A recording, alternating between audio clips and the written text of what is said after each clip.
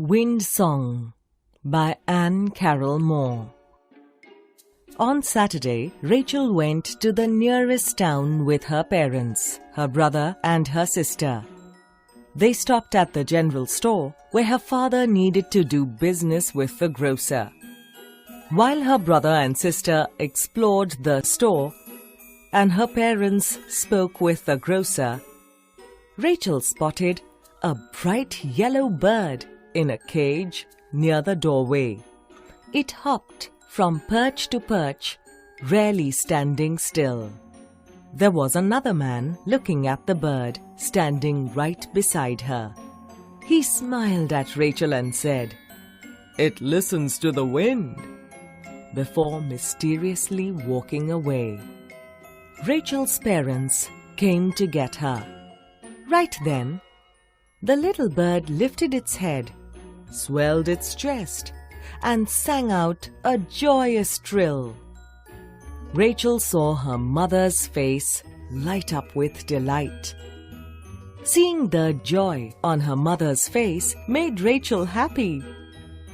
She traded a beautiful quilt that she had embroidered the other day for the bird and took it home. Back home, the little canary entertained them endlessly. They called him Sir Gallant because he battled with the wind. The louder the wind, the more loudly he sang. Rachel often wondered what the man had said to her in the store.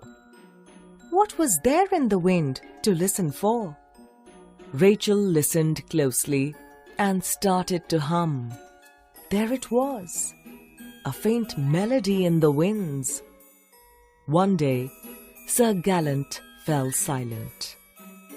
Neither did he sing, nor did he hop. Only Rachel found this unusual, because even when he did not sing, Sir Gallant would always hop in delight. Rachel knew he was not sick, like everyone thought. Quietly, she went outside and saw dark thunderclouds in the sky. There was no wind that day. No birds chirped.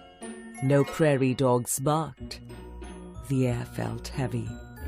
Rachel also heard the faint rumbling of thunder. Suddenly, she remembered the man in the store and his words, "It listens to the wind."